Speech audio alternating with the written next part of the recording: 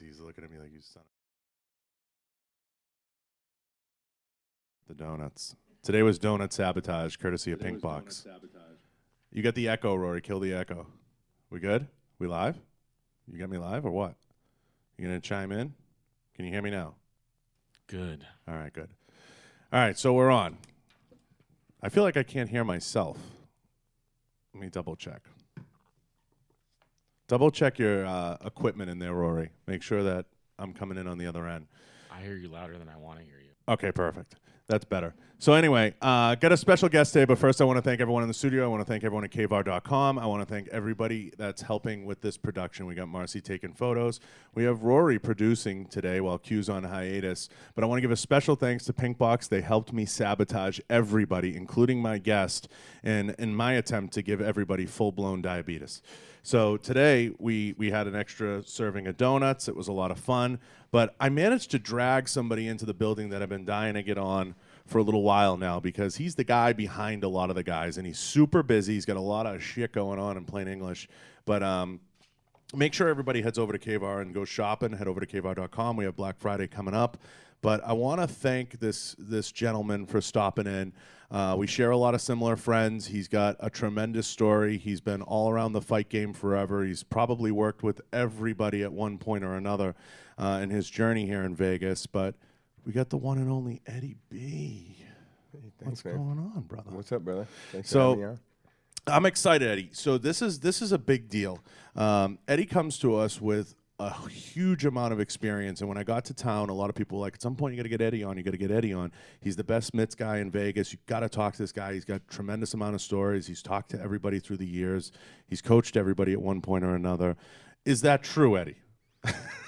I mean, I've definitely been around Vegas for a while, and I've worked with a lot of people and had the opportunity to get to be Get to coached know. by a lot of people, and so. Get into it now. How did you end up at Xtreme coaching, and how did you end up at this point where you're in Vegas now and you're working with all these fighters, prepping them for fights, getting them ready? Because you're no bullshit. I looked it up. I looked into it. I mean, how did you get to this point? You started out fighting, if I remember. Yeah, I started out competing. Wow, it's been, I don't know, 15, 16 plus years now.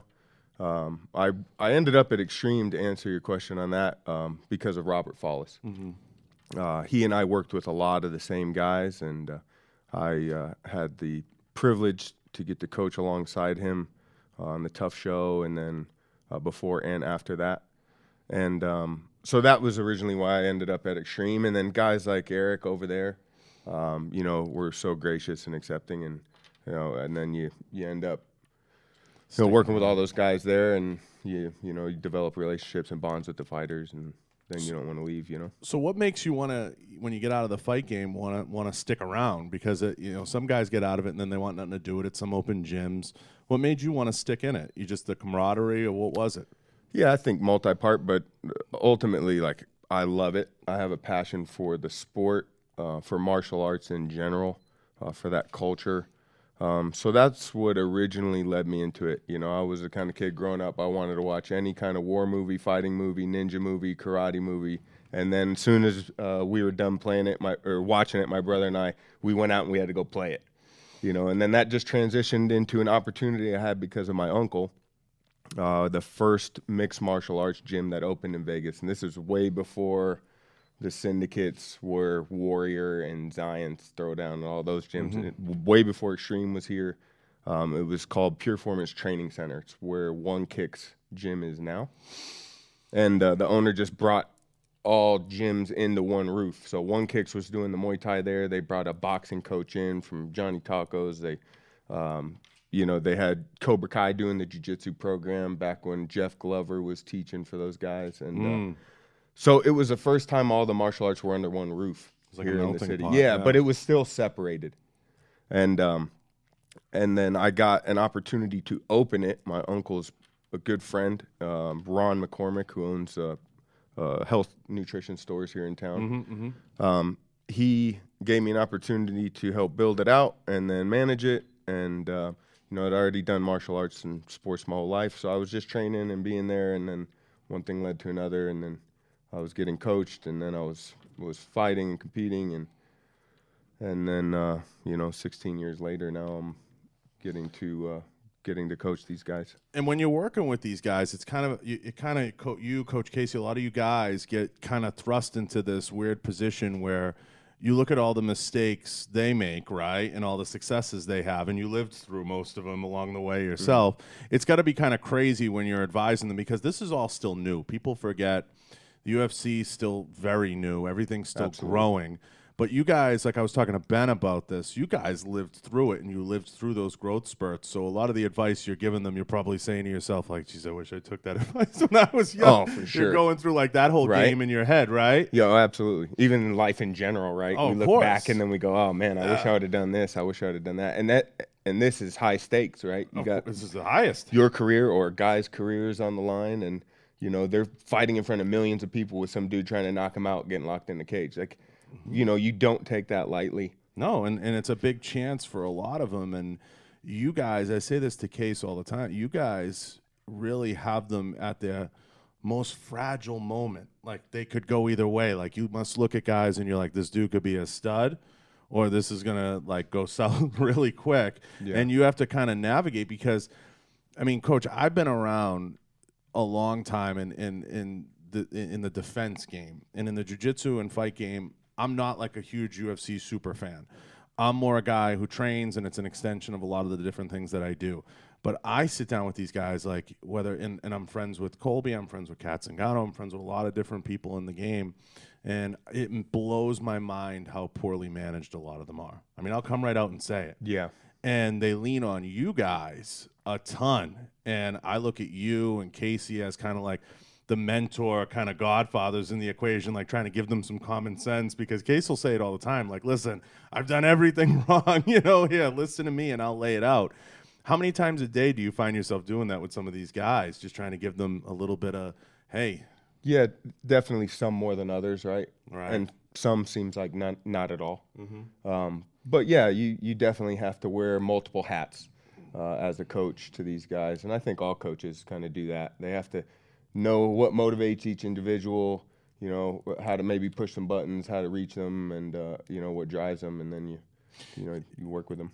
Do you find yourself saying, like, repeating yourself over and over on common themes with a lot of them, and does it drive you crazy, or you got to love it, right? Yeah, I mean, it doesn't drive me crazy. I think more of like on a subconscious programming level that we repeat themes because we want them to be ingrained into the muscle memory and the actual memory. So, the concepts that we go over and we work and we teach, that is fighting. It's repetition. And it's just like armed combatives. It's repetition over and over and over until you don't think about it and your body does it, right? And I've had, McDojo Life on. I've had Nick from Jiu-Jitsu. I've had all the guys on. And we all say the same thing. All fighting, whether it's verbal or anything, is all a management of distance. So you deploy the tools that you're going to use in a fight, whether it's a firearm, whether it's a blade, whether it's a kick, whether it's a grappling technique, based on the distance that you are, okay, and the distance that you're at. So all fighting stems from the distance, and it's distance management at that point. And that's, I think nobody teaches us that lesson better than you watch a John Jones fight and you see how he manages distance. Yeah, he does well. You never get in on the motherfucker. Right. And he's just so good at it. Now, all these guys come to you and they're working on different things. Everybody who's come to me says, you're the best mitts guy. You've held mitts for a whole slew of fighters through the years, and you're modest about it, a whole bunch of guys.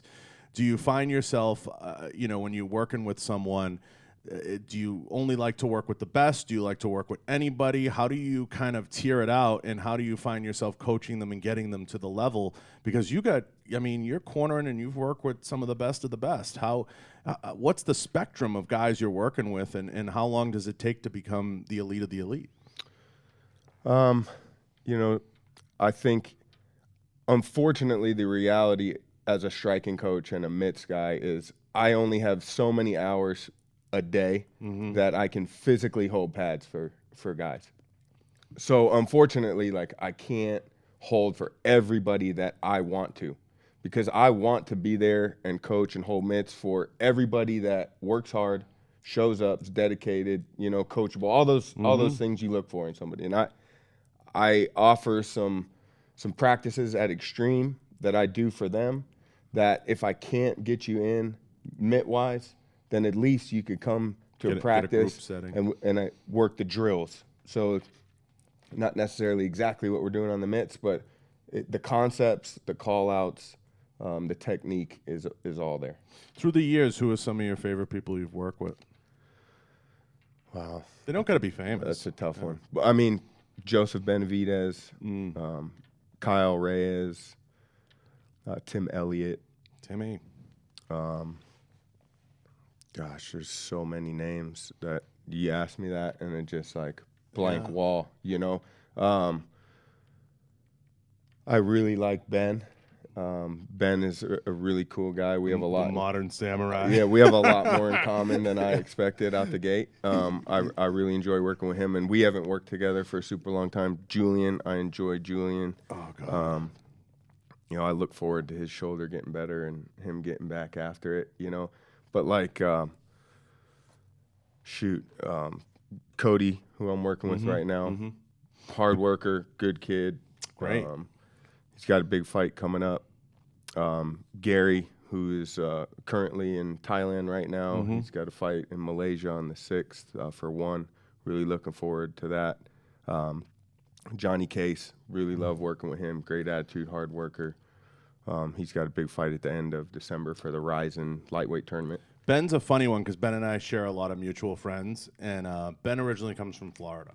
And Ben and one of my best friends, Ruben Alvarez, who competed for years in jiu-jitsu as a black belt, were best friends. And when Ben came out here right away, I tracked him down. But, like, Ben's like a true, like, Zen warrior. Like, he's like, you know, like sometimes I'll be like, Ben, I got to come by. I got to do, like, a podcast. And he'll just be like, yeah, man, right on. Like, it's just like, you know, it's a riot. Yeah. But he's a lot of fun to work with. And he's had such a storied career. I had such a great time kind of rapping with him and spending time with him. And he has a huge fight coming up. And I have, you know, mutual friends on both sides of the aisle. So that's going to be an exciting time for me.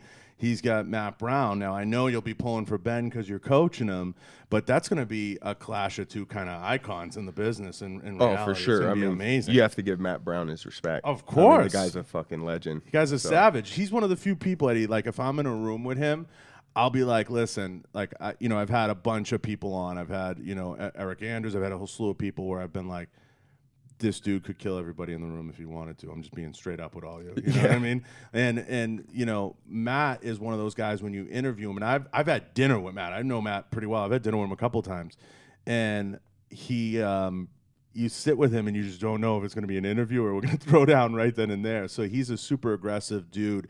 That clash of two types of personalities and fighting styles is going to be so interesting. It will be to watch. How do you see that playing out without giving away too much of the secret sauce? I mean, you know. Come on, give me something. You got a game plan, right?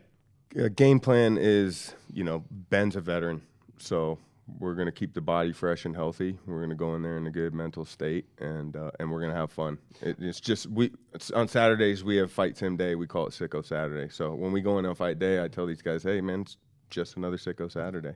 I love that his like training style sometimes is like the elliptical for 3 hours, and that's like his prep each day.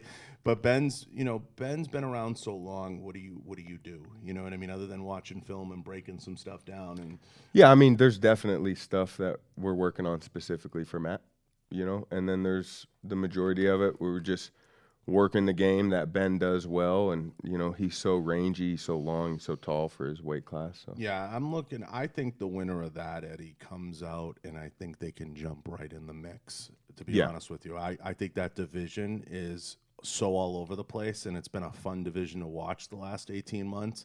You got Colby, you know, going at Usman, and I think Colby's going to pull it out. I think he will. I think he's going to come in there with his annoying game plan that's going to annoy the shit out of Usman. If he gets into a wrestling match with Usman, I think it could turn south for him, but I think he's going to approach it similar to how he approached Robbie and how he kind of just kept a little bit of distance, you know, aggravated him with those punches and little by little chipped away. I think you'll see something similar with Usman, in my opinion. I don't know what you think, and I think that opens the division up to whoever comes out of this Matt and Ben fight, because now Askren's stepping down, so he says, and you have obviously Georgie looking for greener pastures and looking to fight. He's thrown Connor out there. He's thrown a few different names out there. I mean, he's looking for a big paycheck, and I think that opens the division up a little bit to where someone's going to jump in that mix, and a big name like that. Whoever wins that, in my opinion, and I want to get yours, is going to be maybe one more win away from being right in the mix, right there. It's possible. I mean, that they have the experience and the name and the the name to maybe exactly do something like that. And it'll be an exciting time for them. What is your favorite division right now? I personally like all the smaller divisions. Flyweight, bantamweight. Up to 55. I think you have the finishes, but you have a pace that can't be usually matched in other weight divisions. Absolutely. And you have the technique that you usually don't see in the bigger weight classes. You tend to start to lose it where, like at middleweight, it starts to slow down and become more of a range. After middleweight. I think, yeah. Anything heavier than middleweight. Because then when you get a guy that's super technical, that's great on his feet, that moves well, it's a big deal. You're like, oh man, look how this guy moves, because it is not, you're not used to seeing it for guys that are. Yeah, and finishes are such a big deal to Dana and the crew there. They want everybody to have like a big finish. That's what they're looking for. And they're looking for, everybody who's kind of the opposite of John Jones. They're looking for someone who makes that spectacular ending to every fight, and that's something he prides himself on through the Contenders series and all that. Right, which is, and then some of the most finishes in all divisions, you're in like the 10, 11, 12 range. And then you have Joseph Benavidez with 8 as a flyweight, So, the double standard of sometimes. Course. It's like, okay, but you want finishes, but then, you know what I mean? So it gets political, and we've talked about this, and I've talked about it with Ben and with everybody, and I know everybody who's under contract but not under contract with the UFC, and he has his method and his way of shaping the cards and shaping everything, and there's good and there's bad that comes with it, but it gets super political as you get closer, and it's obviously, I look at the UFC a lot like the WWE in a sense that you have to build your brand, you have to build your name, and that's why, for better or worse, I look at dudes like Colby Covington, like, look, for a frickin' dude from Oregon, he's making a splash, and he never should be in the place he's in many ways, but he took, that whole MAGA theme and everything and ran with it. And I look at different guys who have the potential to do that, and that's something I spent a little time talking about with Ben. I'm like, get loud on this one, make some noise, and that's why I was excited to have him on the podcast and get him talking a little bit, because it's, go at each other a little bit, and let's make something out of this, because I like to see someone. Yeah. Of course, Ben being from my gym, make a big splash and make it happen. I mean, in a perfect world, because I have friends on both sides of the aisle, I'd like to see you go 5 rounds and have a decision. Yeah, of course. Great fight on both sides. Yeah. Nobody gets hurt, and both guys come out of it looking great. And I think what George has done in that division in particular, coming back to that, gives them hope in many ways, because George is having like a second resurgence of his career, and they're in a similar boat, both these guys, that, like I said, I think whoever comes out of it is going to be kind of one fight away, lurking in the bushes for that next opportunity that could be the big one that could catapult them, because the division's so wide open. And you said it, though. I mean, you really nailed it as far as the way the UFC is now. Guys creating that buzz for themselves. You got to create heat. You need to, UFC previously would create that for you, and they would build it. But now, with the owners now, it's they want you to be the total package. You do it, and then if you're doing it, then we'll push you. They want you to be the total package, and then there's good and bad that comes with that. The good that comes with that is you control your own marketing, which some people will say that's a blessing. You know what I mean? Like, what was it Stone Cold always said in his last run? He was like, I'm gonna do it my way, and fuck it if they run me out of town. In many ways, they let you do it your way. Now, some guys that lack the personality and lack the ability to push that, they view that as a downside, right? They're like, oh, the man's keeping me down, the politics keep me down. But the reality is they're looking for the best finishers, the best personality, the best fighters to kind of come out and really crush it. Yeah. It's good. I think it's more good than bad in that situation. There's a lot of things I will say about the UFC, but I think that's a better piece. Yeah. Because you can be your own personality. Yeah, that's the thing. You could own it. You can own it. Like, you could take responsibility yourself. Because if they do You're it not the other, relying on them to do it. if they do it the other way and they make the character, we're back in like the Razor Ramon and Diesel days. Like it's like they're making fake characters, Right, exactly. And you have to live up to it. You know, you mentioned Julian and you mentioned some of the guys. There's a lot of guys that'll be coming off, you know, kind of the injury. Yeah. Bug, you know, and Julian's been one of them that'll be jumping back into the mix in 2020. What do you like to see in the year coming? Because I want to touch on that after UFC 245. What do you see coming post 245 that you're excited about? Like Conor coming back obviously causes a lot of buzz in the lower divisions, like you're saying. Timmy Elliott still has, I believe, what is it, 3 or 4 more fights under UFC? Yeah, he just came back off of a long stint off from a major knee surgery. Yeah, and I think he was under like an 8-fight contract. He's got like 4 more. Yeah, so I'm excited for Tim. We got something coming up now soon. He got a quick turnaround. Like guys like Julian Erosa and Gustavo Lopez, who I coach, like I absolutely love coaching those guys. They are professionals, super hard workers, like great guys in and out. Like I'm excited for them. Julian Erosa I think he just get his brown belt or something? He just got promoted too at 10th Planet. Well deserved. Yeah, well deserved. He's an animal. He's young too. Young kid with a lot of experience, like a ton of experience. You know, so I'm excited for him. Gustavo, we got another title defense coming up here. Yeah. Joseph, obviously we got Joe and maybe Cejudo. If Cejudo, gets healthy and that's going to be an wants to interesting do it, one. You know, That comes together. I hope so. Yeah, him and that'll be one of the more sought after fights. So maybe especially a rematch. And I got nothing against Henry. I think he's a cool dude. You know, as far as professionally, he's always been very respectful of me. We coached against him on the Tough Show. Do you think it's like when guys carry the dual belts and they're champs? Do you feel that they, as long as they both defend both belts, they're all right? Or just defend your belt. Yeah, if not, you're holding up a division. Yeah, you want to make money. Well, guess what? Everybody else wants to make money. So either defend it or don't. You know. Make the case, Coach, for me, and we'll get off the fight game from it. But like, make the case for me with Nunes. Is Amanda Nunes pound for pound? Is she the best fighter, or is it John Jones? I mean, I would have to look at the competition before I would give somebody a pound for pound. Like Amanda Nunes is a beast. She's a beast. Right? I would never want to get hit by her. She hits really hard. But she's so dominant. And I'm not saying that her division is lacking competition. But I just think like if you look over the years, the people like you mentioned John Jones has fought and beat. Like I mean, you probably make more of a case for say somebody like John Jones than Nunes between those two. Yeah, I mean, Amanda, it's funny when I watch her fights, I'm like, I don't want to fight her. You know what I mean? She's amazing. And somebody asked me that the other day. I'm like, I don't know enough about the UFC, but I think if it's John Jones 1, Amanda Nunes is probably 1.5. I mean, she's right there. Yeah, she's right. Because she's just beating everybody in front of her. And her and Valentina, maybe there's one more clash in the cards. I was going to say, Valentina is really good. Yeah. She's another one that's like a freaking assassin. Yeah, I mean, maybe there's one more fight in the cards, and then we have Jessica I fighting coming up. She's got a big one for her coming off of her loss to Amanda Nunes. I know that'll be a big spot for her. I think she's on the pre-card there, and I believe Ben and Matt are going to be on ESPN if I'm correct, right, Coach?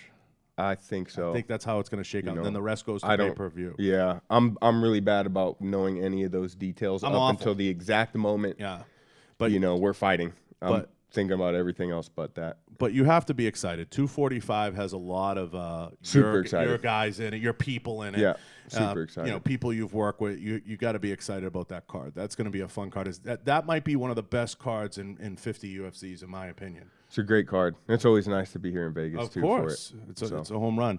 So hopefully, are you cornering anyone in it? You're going to be cornering officially for Ben? Yeah.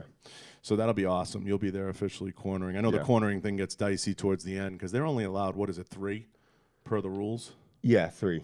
Yeah. So, But usually, as a striking coach for these guys, especially a pad holder, like I work with them right up until the fight, and then I go out with them because I'm warming them up in the locker room. We're working on all the same stuff that we did all camp. We just try to keep it consistent. Is Casey cornering him too? Oh yeah. Yeah.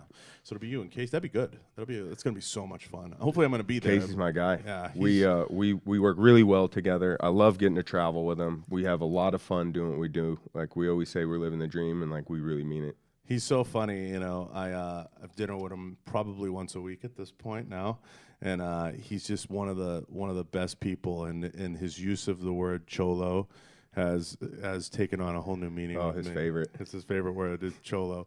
So, changing gears, 245 is going to be a very interesting card. It's going to be a lot of fun. That's a great card. If you guys get a chance to check it out, check out UFC 245. You know, Coach will be there, so look for Eddie on the sidelines with Ben and in that matchup. But there's going to be so many great fights on that card. I think it's 3 or 4 belts are defended in that, and there's a couple of really top contenders. Changing gears, though, to the gym and to the fight game, I brought this up with Chad, and this is going to get a little personal, and I want to get your thoughts on it. This community was obviously rocked a ways back, and Coach brought this up recently at the belting ceremony, and it's a personal thing. You know, the industry lost a huge leader who had SBG ties back to me and my roots, but in Robert Falls, and you brought up Robert. And I know Chad, you know, got super choked up here, and we had like a moment. I didn't know Robert well, but I know what it means to be close with someone and lose someone at such a young age. How has that been in the gym for you, and just coming out of that with a lot of these, and I don't mean to say kids, but a lot of these young fighters, and picking up the pieces, guys like you, Chad, and a lot of you guys have done it so well. Tell me a little bit about that journey after Robert, and kind of how you got to this point, and how the gym's doing. You know, to answer that for me personally, I have a unique perspective on that. By the time I was 23, I had buried almost 14 of my best friends. And growing up in Vegas was a very weird mixture of things, right? Readily available, you know, so a lot of ODs and some suicides and gang stuff. But by the time I was 23, I probably dealt with death more than anybody should have, right? Any normal person. And then before Fallis passed, my brother, who served in the Army, it was part of the 22 a day statistic that you hear about. So for me, when that happened with Fallis, my perspective on it, like I felt like I wasn't as sensitive to it. It was more about now picking up the pieces, doing the right thing, and getting all this shit together because we have to push forward. And I feel that the only thing that I can control in that is my response, right? Well, I can't control necessarily what happens to me all the time, but I can always control my response to it. So when that happened, you know, a very good friend of mine, somebody I've coached with, legend in the sport, Danny Castillo, reached out to me and he's like, dude, you have to step up now. Like now you have to step up. And at the time, I'll be honest, like the thought of that was pretty scary. Of course. Especially, you're never going to try to fill Coach Fallis' shoes, right? All you could do is try to bridge the gap, so to speak. And but I think that through my life experience, it allowed me to, you know, better cope and deal with the situation of suicide and death, and how to rebound from that and carry on. You know, you just do it in their memory, in their honor. All you could do is work your ass off and show up and, you know, carry their honor alive with that, you know. And without knowing Coach as close as you guys did, I knew people that knew him. And obviously it's something, you know, Coach Casey brings up at every belting ceremony, you know, whenever he is promoting somebody that was tied to Robert, to Coach Fallis. It's something that's near and dear to his heart. And I know, you know, what that means to a community. We've all lost people. We can sit here and talk about that all day. And I know in this community what he meant to a lot of the fighters, to a lot of the coaches, and, you know, kind of brought along a lot of the history we're talking about with the fight game in Vegas. And, Yeah, big time. Yeah, of course. And I would be remiss if I didn't bring it up and talk about, you know, that. But it's a topic that I feel, you know, in the fight game, that needs to be discussed, because so many guys now, we've seen it in the NFL, whether it's CTE or it's personal setbacks, and there was a lot of, I've talked to Chad on and offline about it. There was a lot of factors and different people's decisions and why they do the things that they do. But it's important everybody out there know that there's always somebody to talk to. There's always somebody to have a conversation with. Always. And there's always somebody to sit down with and grab a cup of coffee or lunch with. Mm-hmm. And you never know what that means to somebody and how that can be. And it's hard. Coach brought up a really good point at the belting ceremony. He's like, I always have respect for people that are willing to move to a new area. And I moved to a new area when I came out here 9 months ago. I didn't know many people. I had a couple of friends. The first thing I did was went down to 10 Planet and signed up. And that's where a gym becomes a little bit of like a beacon of hope. And you talked about continuing that. And it's just being someone that's like, hey, man, you want to hit some mitts? Or, hey, you want to, I got 10 minutes. I can give you. Giving someone that 5 or 10 minutes can go a long way, and a lot of fighters are going through that journey where they move out here, and they're adjusting. And I talked about Jessica I about that, and her brother came out here, and everybody's taking that dream shot where maybe they got $50 in their wallet and they're trying to make it happen. Yeah. And it's not easy. You sacrifice a lot regardless every time you move and every time you make a life adjustment. I've done it more times than I want to count, whether it was, we both share ties to Boston, but whether it was Boston to New Hampshire to Miami to Montana to here, I've run the gamut all across the country, and I've been fortunate and blessed to know a lot of people. But unfortunately, some people, they fall in a hole, and Coach, they have a hard time digging their way out and getting out of that hole and understanding that there's outlets and everything. It's important. And we all have down times. I mean, people go through everything. Oh, yeah. Coach will always say, like, people have been through divorce, people have been through having money, spending money, it's all going to come and go. You have to have some stability, 100%. And you have to smile. And it's at the end of the day, you can't take yourself so seriously that you can't not expect setbacks. And oh, yeah. Absolutely. It's a tough thing. Falls used to say all the time, change is inevitable. Growth is not. Yeah, it's always. So expect it, but just grow from it and push forward. A lot of times, people feel like they're all alone with the problem that they're going through, but then when they talk to people, they realize how much more common it is. Oh, of course. Right? It's like, oh, wait, this isn't, a big deal. It's we joke about it in here. I mean, everybody's had money, spent money. Yep. Everybody's had women, lost women. Everybody's got a kid issue. Everyone's got a this issue. Everybody has it. And to everybody out there, there's always somebody to chat with. And some guys are further along in the process of dealing with those things, and some people aren't. But stick to doing what you love and smile and find good people to put around you. Which leads me to the next point. How important is it when you're advising these guys, and this is a really key one when you're talking to them about their circle and who they put around them, and when you're working with these guys and you're putting it, because you and Coach Casey have like the superpower coaching team. How important is it when you look at a fighter or you work with a fighter and you're like, they got the wrong circle around them? How important are those conversations? I mean, it's very important. Fortunately, that conversation really doesn't come up too often. Not enough.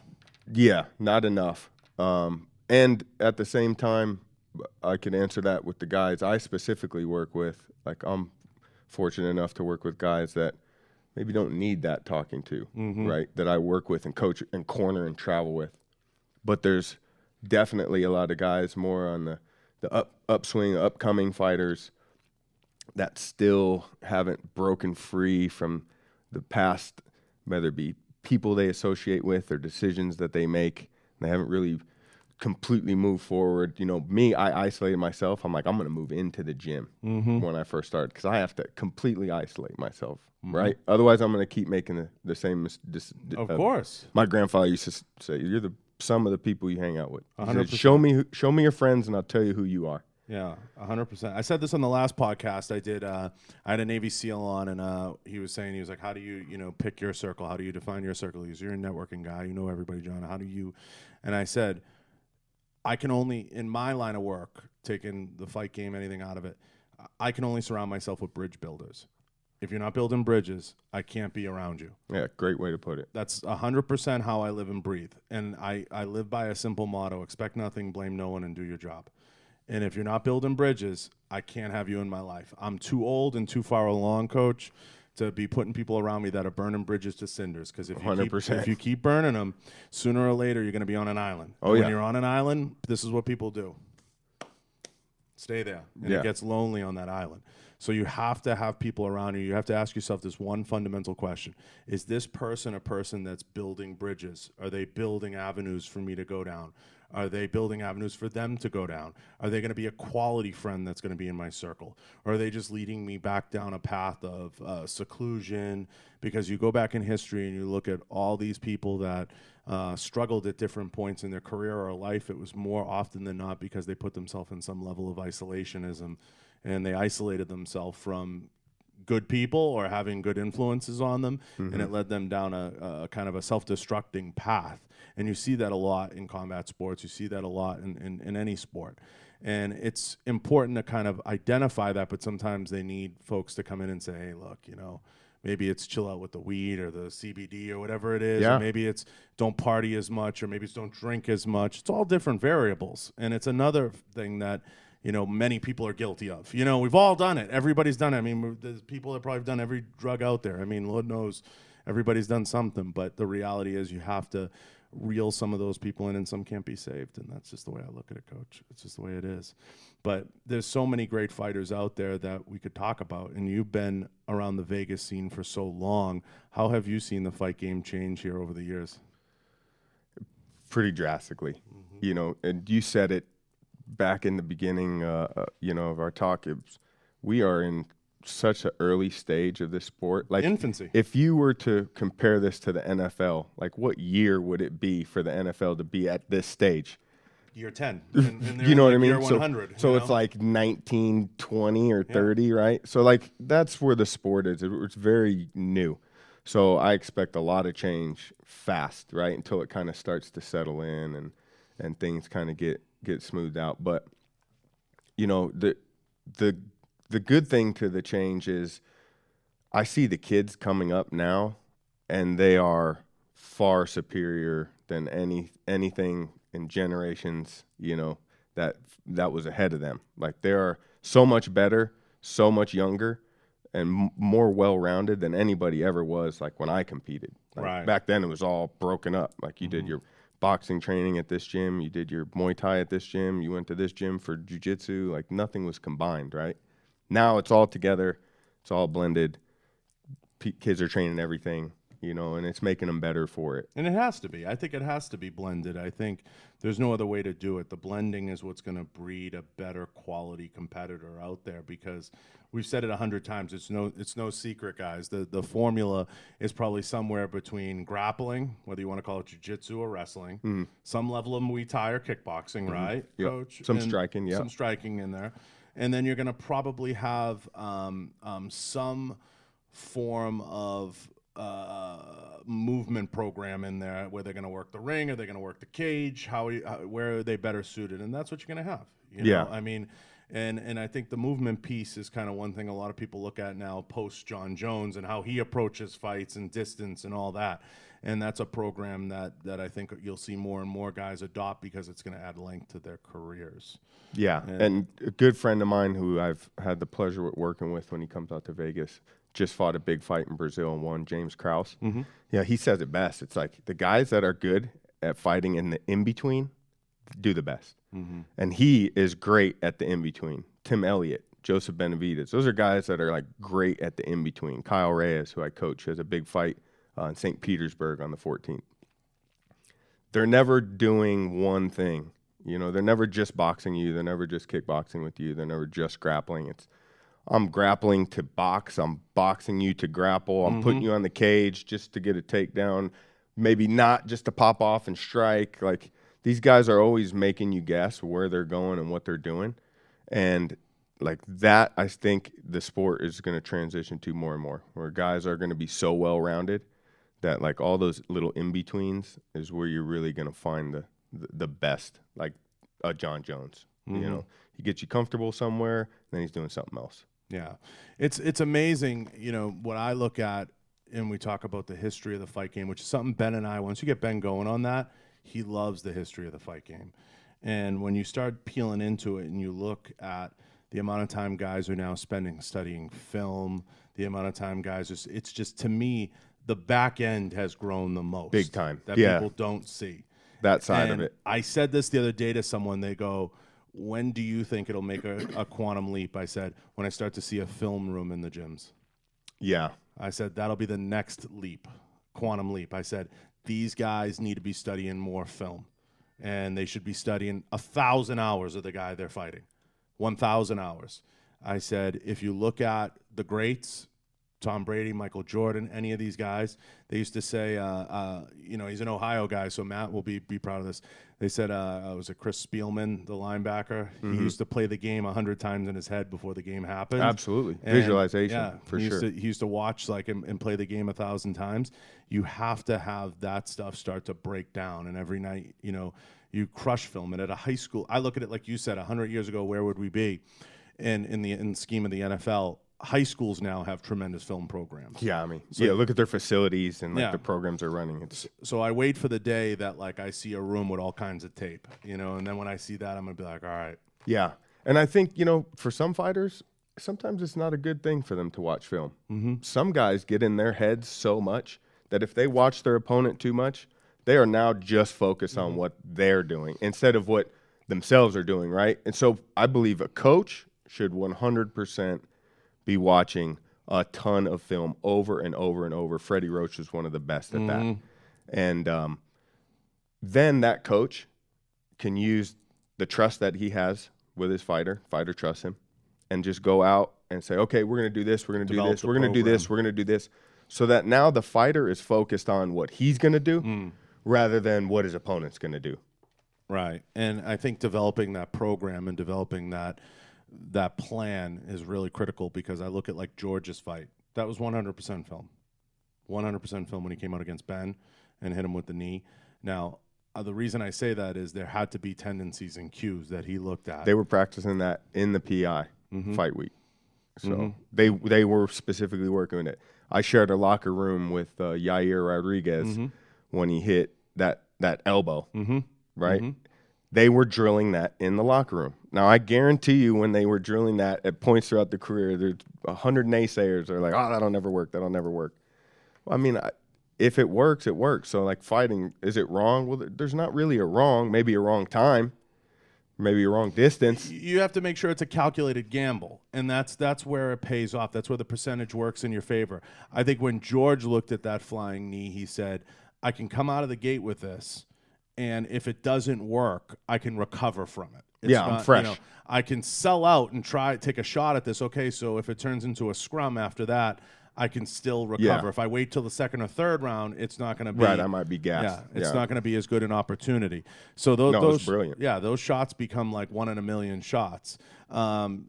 It's in the fight game. It's so interesting because when you're working on combinations and you're working with mitts with a guy, you have to be taking that film into account and what combinations you think not only complement the fighter but can complement the fight that they're in. 100%. Yeah, and you probably spend 1,000 hours on that. So what people pay for when they get you is they're getting not only the knowledge of that but the hours that you put in developing that and developing those schemes. The stuff they don't see. The stuff they don't see.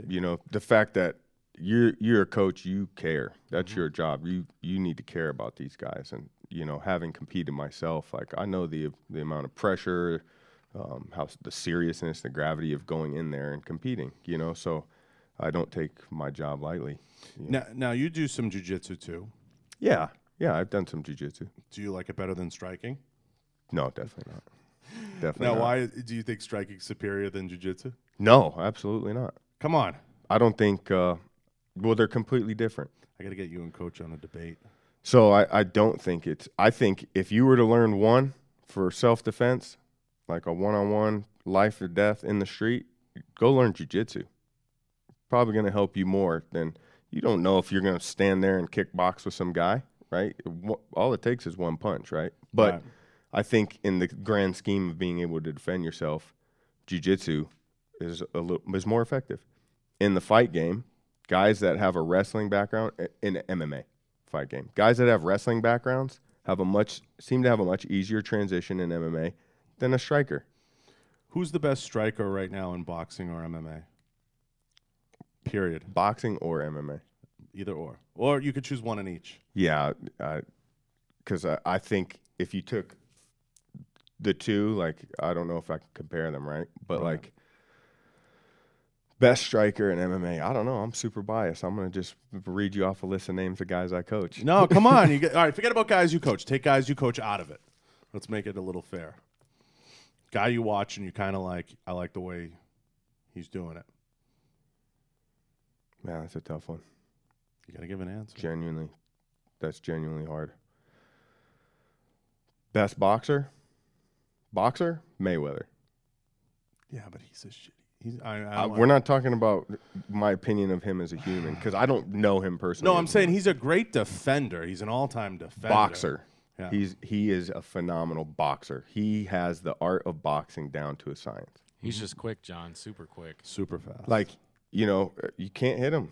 Right. And that makes him right. Was it Nick Diaz or Yeah. Nate Diaz? Hit, don't get hit. Yeah. Hit him a little slick shit. Right. It was like he does that well, right? It's true. It's true. I mean, like puncher. I mean, Wilder is a freaking menace. Insane. That's like, a club. That dude's not gonna box you. He's gonna club you. Yeah, he's clubbing you. So you got both two ends of the spectrum there, right? MMA, gosh, it's so hard because you have guys that are so good at so many different things, But I mean, John Jones is a great striker for MMA, and he's come a long way with that, right? Yeah, I truly believe like Joseph Benavidez is a great striker. I think you look at his finish percentage, things he's done. He's really good. James Krause is a really good striker. Maybe doesn't even get a lot of the credit he deserves in there. 6-fight win streak, like putting together some really, really slick stuff. I think Tony Ferguson's kind of a closet good striker. Yeah, he's very unorthodox, but very effective. Like he punches, and it doesn't even look like he's really giving it all that effort, and the guy's face looks like a mess. Yeah. Right? So obviously he's very effective at what he does. Like he's really good. He's got kind of a weirdness about it and an approach to it that I'm like, don't sleep on this guy with right. it, Right. A kid I coached, Kyle Reyes, who's a lot of experience. He is a phenomenal kid, and that's an up and comer that I think will really make some waves this year. He's on a 3-fight win streak. Let me ask you, as a mitts guy, I gotta ask, what made Tyson so great at a time when we've seen so many guys now with the long reach come into play? Like we all grew up watching Tyson, right? And he was a smaller guy in stature in terms of height and weight. And then obviously after Evander and Lennox Lewis and everyone else kind of took over the length and the reach, and we see it in John Jones. So this all connects. What made Tyson so unique and so great? Was it just the power, the way he's? I mean, give me like the inside. For sure, tremendous power, obviously, right? But truly, like he was in everyone's head before the fight even started. Everyone was scared to death of that guy, right? So that was his advantage terrifying against the opponent, right? But to Tyson's biggest advantage was Customado. Tyson, when Customado was alive, was focused. He was driven. He truly believed that he couldn't be beat. And I think when he lost that end of his game, I think it did a number on him. Of course, mentally, and that's totally understandable. And his talent was so superior at that time.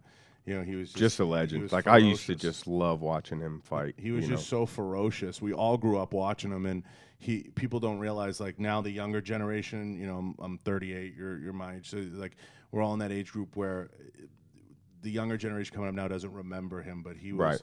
I try to tell people like this. They're like, "Oh, well, he didn't really beat any big names." I say the people he beat, he ended their career. Yeah, he just destroyed because he people. beat them in such a way that you never heard of those guys again because you don't come back from that. Yeah, it was like no, they were good. Yeah, it was a one. I said you have to understand something. It was a 1-round knockout. That's the equivalent of like me getting up to the plate in baseball and hitting 3 home runs off the same pitcher. Like you don't hear of that pitcher again. He's gone. Right. I mean, unless it's Nolan Ryan, he's toast. Yeah, it's like the whole team gets a home run off a specific pitcher. It's he was killing people, and he was doing it in the first round. You know who I will say, and I just came to head. Lomachenko. That is the best boxer in the game today. In Canelo? Vasily Lomachenko. Canelo's good. Triple G's, I mean, they're better than good, right? But I think as far as like footwork, movement, offense, and defense, Lomachenko is doing something that you just really don't see in boxing right now. I think for the competition he's faced, as fast as he's moved, like, it's been pretty incredible. You know, guys not answering the bell on the stool, you know. Oh, my God. Yeah, of course. I mean, Giorgio Petrosian, I would say that would be like your best striker in kickboxing. That was like, you know, in a K1 era, you know, you had a guy that had like the power of a Muay Thai guy. right. But the movement, the head movement, the footwork, and the hands of a boxer, you know, he came in and really turned the game upside its head. Where does it go now, Coach? Does it keep speeding up? Where do you see it in 5 years as a coach? Do you see it getting faster? The quality of the athlete in the UFC and in the fight game just continuing to get better? Kind of like we were talking about, like the NFL. Like, you know, now the guys are just getting faster and bigger and stronger and dialing in. Not just, you know, I feel like in the UFC, what I see coming is guys are really paying attention and dialing in things like diets. Weight cuts aren't what they used to be. They're now streamlined. 100%. Yeah. Where do you see it going in the next 5 or 8 years? Yeah, I mean, I think, like you said, the science behind it, I think will continue to improve. Things like the diet and the weight cutting. Obviously, I feel like that the fighter as an athlete is going to continue to get better and better, just like it has. Like before, it was just like guys coming off the street brawling for fun. Oh, yeah. I mean, the old UFC. Literally in the original UFC, drunk going into their fights. Yeah, Ben and I would talk about this. Like, the original UFC was like, you know, it was like Rory and like Tank Abbott you and know, like 6 other people. Yeah, Keith Hackney with his Speedos. You know, just what I mean? going like, at those it. guys were freaking legends, and they paved the way. You know, God bless those guys because, man, they took a lot of punishment, and they probably didn't make a whole lot of money. And there was a lot of guys like, you know, with the phony a lot of McDojo type guys in there with for sure, with the crazy made up records. Oh, you think this works? Yeah, Come here, let's try it out. Let's try it out. And that's how it got narrowed. Yeah, it narrowed really quick. It's like, but oh, this works, that doesn't work. you going back and you watch those first few UFCs, I mean, they had guys like straight up off the scrap heap. It was like, you know, for sure, Phil from the bar down the road. Yeah, like they literally pulled them out of the stand. Yeah, it's come a long way, and people forget that was what, Coach, 96 or 93 it was, I think it was, like around that time. Like, yeah. I don't know, UFC 1, and then, and don't quote me on it, I think it was 93 or 96. Rory, look at what time, when was the first UFC? Was it 96 or 93, something like that? It was one of those. And then, you know, let's see. It's come a long, long way, and, you know, having guys now with that forward thinking and being, you know, where your head's at, you just see it kind of going in so many directions, and it can be so much more exciting, and people learning how to finish in different and fun and creative ways. And, you know, what was it? You know, Ben's had a few unique finishes through the history, but I just see it getting more and more exciting like that. Yeah, more exciting, skills better, science behind it, more efficient. Hopefully, protection for the athletes. You know, like as far as like maybe an insurance, like outside of competition, looking out for these guys after their career, not just like throwing them. You know, it's like everybody seems to be expendable. We talked about that. Matt Brown and I talked about that, and I know it gets dicey. It gets weird. Nobody's trying to badmouth the UFC. Nobody's trying. No, not at all. For us, we love the UFC. It's more. Matt brought this up. It's we want to see. I think down the line, the next evolution as far as UFC goes, seeing things like the PI, is the next step has to be that they have some type of transition program for guys who retire, or some type of long-term insurance to make sure that these guys transition to regular life. And that's for all promotion companies. That's not directed at the UFC. That's directed at the sport. And I think it will come, because I think that if they're following the WWE as like a template for contracted athletes, which I think they are. Mm-hmm. What is it? The WWE offers a wellness program for life once you're in it, where you can go to rehab as many times as you want. They'll cover it. They have some type of, it's limited health care for the competitors after. And I think with the PI and with those things popping up, I think they should come up with a criteria, Coach, that it's like if you have 20 plus fights and you retire as a UFC veteran, that's whatever it is. Because in the NFL, they have a criteria. It's 5 years and 10 years is the 2 clips. Right. Everybody has a criteria.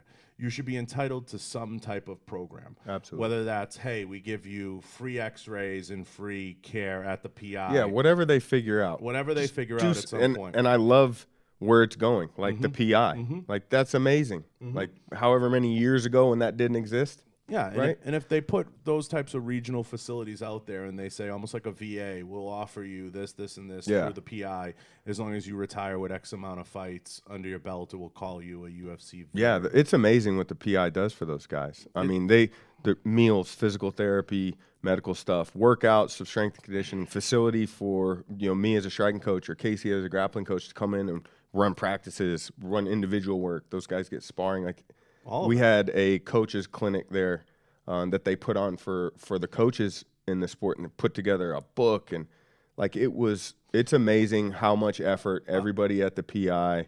I love it. I'm a puts in. fat bastard. I just get to go there and eat. And It's hang great. Out. Yeah, it's how great. awesome. Yeah. Justin, the head and they chef do a over great there, he's job. amazing. They do a great job just supporting the athletes in that sense. So I think that evolution will come. And like you said, it's not about the UFC. It's every promotion should have something in place. And no other promotion has a performance institute. Oh, and they have many of them. The UFC does. So like super hats off to them for doing that. Right. And I think they're up to a few facilities. I know they have a few performance institutes. Yeah, there's one in Shanghai. Yeah, they just opened one in Shanghai. Which is the facility is absolutely insane. I haven't been there personally, but the pictures and what the staff comes back and says, it's like this one, but like double. Yeah, this one was I believe a $14 million investment. I was looking up. When did you say the first UFC was? The first UFC fight was December of 1993. So 93 or 96. Something to think about too is some of these retired fighters from the UFC are actually doing pretty well for themselves. They were able to take what they did in the UFC and just do something more after their careers. Like Chuck Liddell and Randy Couture obviously is a big person to mention with that. And I know Rampage is working on some stuff now too. Yeah, Rampage is doing a few things. I know he's still tight with Hans. Yeah, Super tight. It's awesome to see those guys actually getting to do Yeah, stuff. I mean, like and it'd be nice to see them come back in many ways, like to the point, Rory, you're getting at, and maybe speak to some of the guys or talk about a transition. Because Matt brought up a good point. He said, when I retired, everybody does the Brett Favre now. And he said, nobody called, there's no transition. I wanted to open a gym and I wanted to do this. And it got me to thinking, and it's a topic I bring up with Nothing But Love. I think they should put something in that's more of like a clinic or something where they have a few guys come back and speak and maybe educate some of the fighters or some of the people that don't have great teams around them. Kind of like how they do in the NFL where they have that rookie orientation and they bring people along and maybe offering them some insight, bring in not just business leaders, maybe community leaders and veterans of the sport. Guys that they could relate to that have been in their shoes because they did something for the fighters, Fighter Summit or something it was called. And I remember Tim Elliott telling me, he's like, they have Kobe Bryant up there telling you, like, if you invest this percentage of your money, you're going to get this. And Tim's like, dude, I can't relate to you. Yeah. Like 1% of your paycheck is like, so I think it'd be great to have the fighters come back, successful ones, and go, hey, here's some ways you can think about, investing your money. Yeah. Here's some things you could do with the name that you built for yourself. Here's some avenues to go down. Here's some people to talk to. Real estate's a great thing because, what they're doing now is like that's just some cash flow, right? But it's not going to equal wealth at the end of the road. I was going to talk about that. Most of them, and kind of one of the last things I want to get to, most of them don't ever see the big payday. Most of them are making 25s and 25s if they're lucky.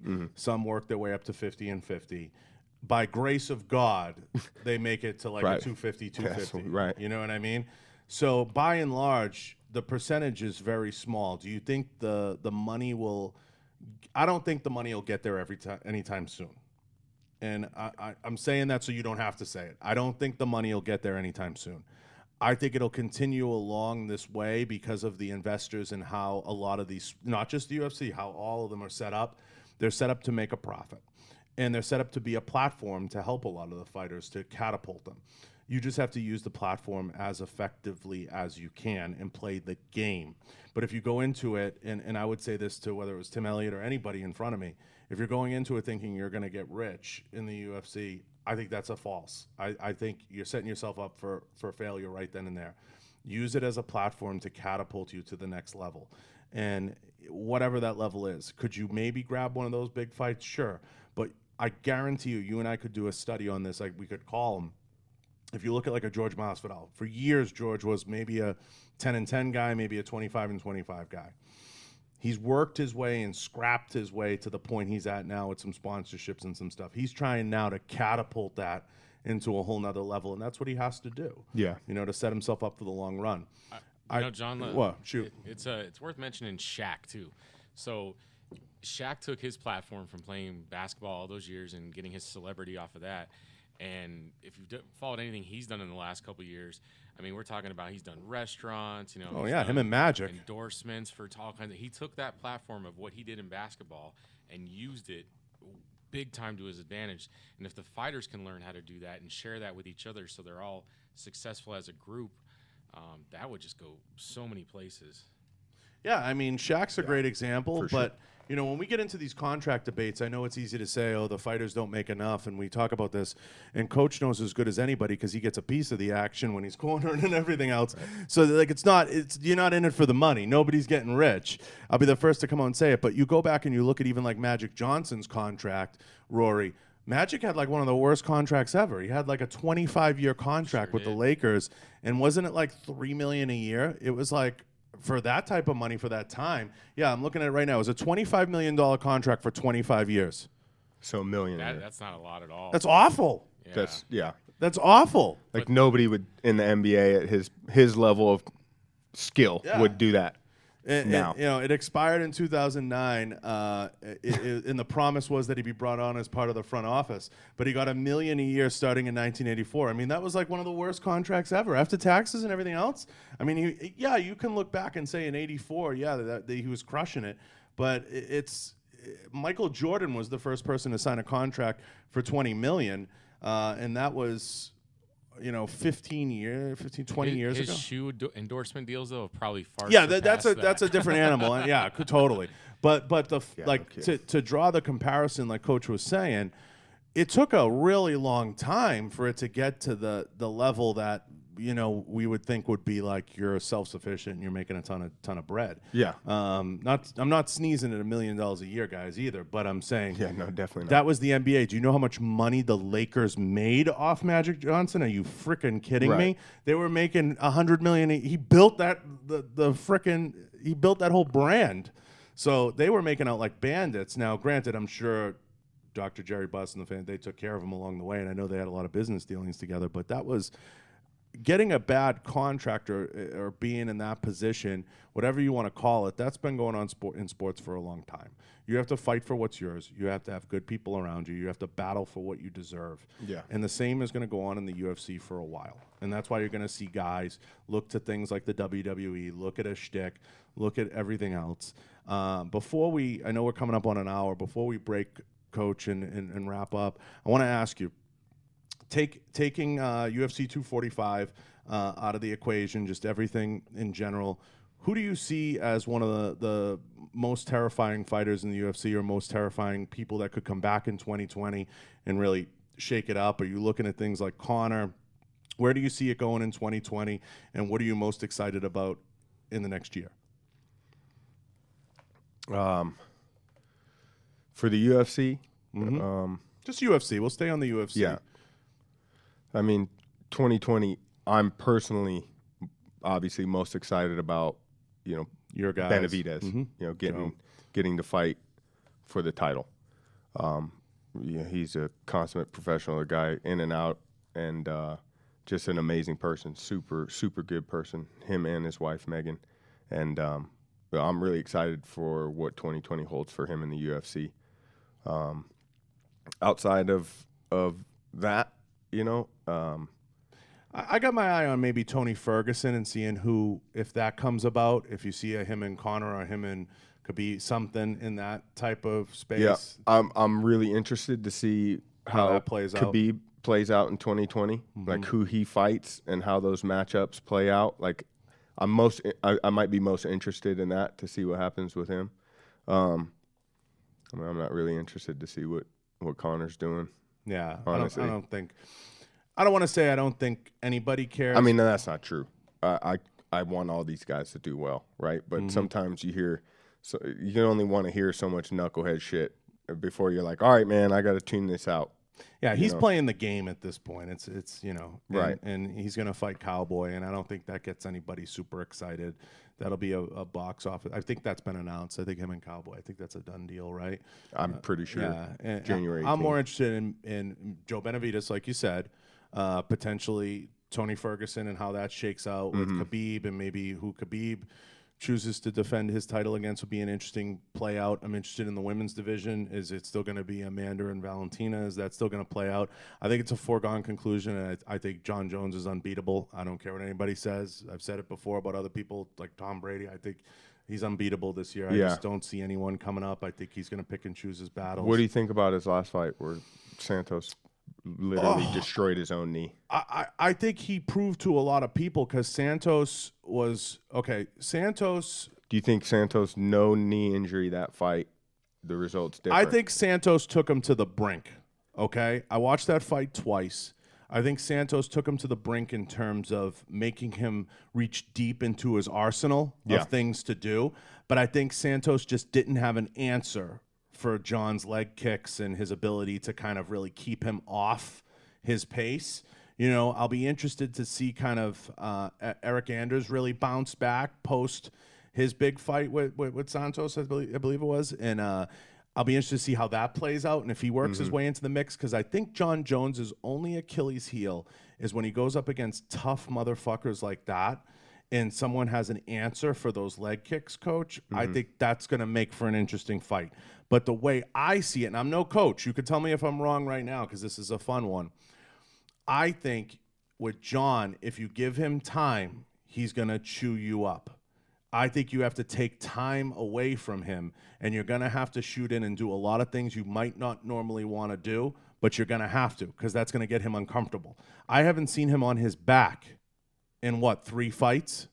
Yeah. So I think you have to get him in that uncomfortable place where he doesn't want to be, and it's going to cause you to do a lot of things you don't want to do. But if I'm out there and I'm an Eric Anders or I'm a Santos or I'm one of these guys, you can't stand around and take that. You can't take that beating. Yeah. I mean, what do you say, Coach?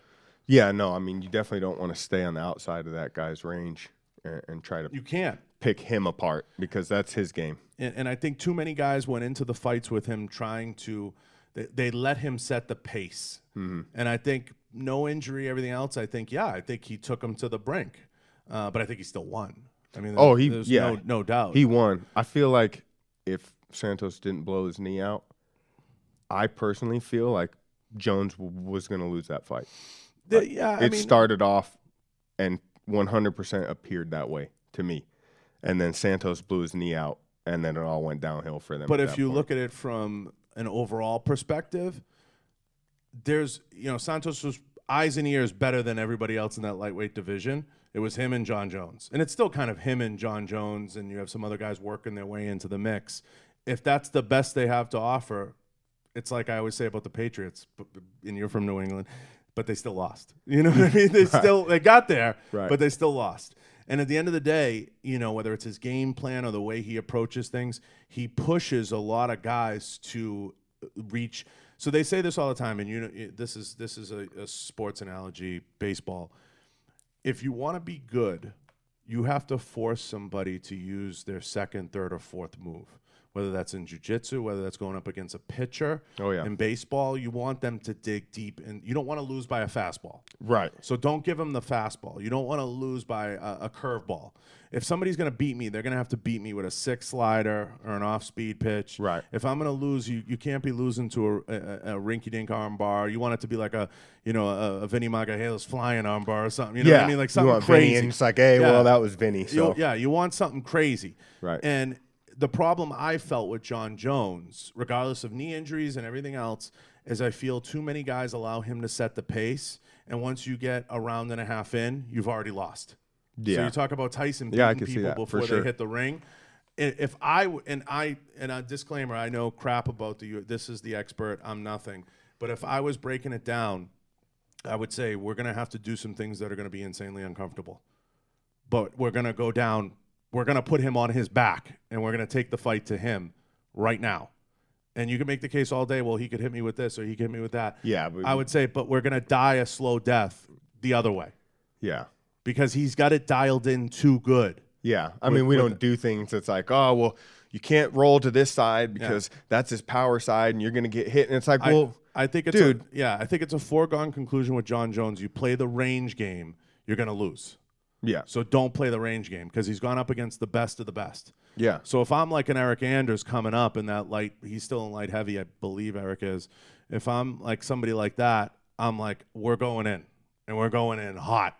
And if we go down, we're going to go down, and we're going to make him go set 2 or 3 moves deep. We've seen too many John Jones fights where the leg kicks and everything else add up. And what are you going to do? You're going to train for that? You're going to hit me with a baseball bat? I mean, come on. Like, you have to really get out of the box. Definitely can't let kicks go unanswered. Now, that's something that even Coach Casey he stresses all the time. It's like, no free kicks. That's what I say all the time in training. No free kicks. Like, I need something. Like, I don't care what you throw off of it, but you have to get this guy thinking like, every time I throw a kick, he punches. What are things that are going to work against a John Jones? Joey says kicking me is like punching yourself. Yeah. Right? That's a great line. Because, like, when you kick him, he's firing right back. Yeah. He says about the takedown, taking me down is like taking yourself down. But that's the mentality. He jokes around, but that's the mentality. It's like not going to give you anything for free. I use the term all the time, Coach. I say we choose the hill we want to die on. Right. We always choose the hill we want to die on. So if I'm choosing the hill I want to die on with John Jones, it's in a scrum on the ground. Yeah, it's definitely not standing on the outside of his leg kicking range. In round 4. Yeah. You know what I mean? And then it's too hard to pick up the pieces against him because given his age, where he's at, his stage of the game, you have to take the fight to him and use those things against him. And he's good fight IQ. He's got a great striking coach in his corner, Brandon Gibson, so he's coming prepared, and he shows it. Like, as the fight goes on, he figures things out and adjusts and adapts, and like that's what somebody at that level of competition does. Yeah, and I think if you look at this is why I'm so excited about Ben, and I want to give away the formula before we wrap, but like I get excited about Ben because I look at Ben and I see some similar traits in terms of his length, his reach, his ability to keep people at a distance that we see in John, that we see in Stylebender, we see in certain guys. And I think if Ben can incorporate those things, he can be very dangerous in that division. For a very, for more than just one. He just has to learn to manage that distance. Maybe, I don't want to say this, sorry, Ben, maybe back away from the jiu-jitsu a little bit and focus on things that you're maybe working on with him as we speak and keeping distance and managing those things throughout fights because he's got eyes and ears more reach than everybody. He's got eyes and ears more kicking ability than a lot of the guys in that division. And I think if he aligns those cards, he's going to be served very well. And later in his career where he's at now, he's a couple years younger than us, but he'll be able to add 3 years to his career. Yeah, I probably agree. 6 more fights. Yeah, and he's got some crazy tools when it comes to that for his division. So. But he's high on the jiu-jitsu. He wants to finish everyone that way. But I think he's got to think about that and pushing people sometimes to the decision and taking those fights to the brink. But that's just a game planning thing. But I don't want to give away too much of the formula that I have in my head because.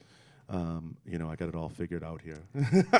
We all do. Yeah, I got it all figured out from it. I got it figured out, Ben, from the cheap seats. I got you. So, I appreciate you coming down. It's so much fun, man. Just kind of rapping and talking fights with you. I do this all day. Oh, absolutely. All day. It's so much fun. Absolutely. I had a blast. Tell everybody where to find you and where everybody can look you up and communicate with you. You could find me at Xtreme Couture or 10th Planet. As far as getting some training and stuff like that. Social media, Instagram, Eddie_Barraco. See some cool stuff from the fight trips and all the camps and stuff. That's pretty much some great photos, what I post on there.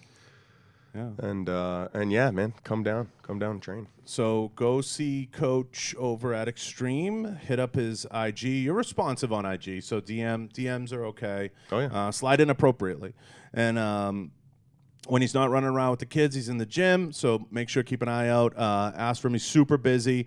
Don't go down there without an appointment, or at least see one of the coaches in there and try to book an appointment, right, to get some FaceTime with you because you're busy. Yeah, I mean, you want to go down there looking for me and I'm not there. Yeah. But go down there anyway. Go to Xtreme. They got some great specials, on as far as gym membership stuff. 10th Planet, Henderson with Casey. They got some awesome stuff going down. The drop-in either place you could find me at. the drop-in in Xtreme's dirt cheap too, guys. It's like $10. Yeah, it's like $10. So if or you can grease them with some donuts or some lunch. They're not opposed to that. But yeah, the drop-in's dirt cheap at 10p. I think drop-in's like $50. But get in touch with Coach Casey, and if you come from another gym, sometimes they're a little bit commended. Yeah, and they have open mat days. Yeah, you open mats on Sunday in Henderson, and come down and see us. I loved this, man. Yeah, it was a lot great. of fun. A lot of Tons fun. of fun. I will definitely love to get back with you after the fights. Everything else, hopefully, I'll be at UFC 245. I'm excited to see what happens with that. Sweet. Do you want to give a prediction on Ben? What round, or does it go to decision, or is it a round? No, he's gonna finish it. Okay, I'll leave it at that because I know you don't want to be that guy. I mean, you got two finishers, two guys. Always going to finish. Yeah. So I'm just going to give the prediction that it's going to be finished. And obviously I have confidence in my guys, and that's what I want to continue to put out there. So, and I truly believe it, or I wouldn't say it, you know. But yeah, big December. Gary on the December 6th card for one. Big fight for him. Got Cody on the DC card on the 7th. Got both Ben on the 14th and Kyle on the 14th, and Kyle's out in St. Petersburg. And then Johnny wraps up the December with that lightweight tournament for Ryzen. And then we take a break for the holiday, and which is crazy. Semifinal and final, same night. Two fights in one night. Yeah. So that's going to be exciting. So it's going to be a busy month, and Coach will be busy. But then January we do a little bit of a reboot, and we'll get back at it. So it's a great time to head down and join the gyms and get some time with Coach. I appreciate it, and I can't thank you enough for coming out. Yeah, thanks for having me. Of course. Look forward to coming out again. Yeah, we'll get you out again. And I want to thank everyone in the studio. I want to thank everyone at KVAR. Head over to kvar.com. I want to thank everybody here for helping out and getting this going. And Rory, you in the studio, thank you very much. We are out. Rory, cut.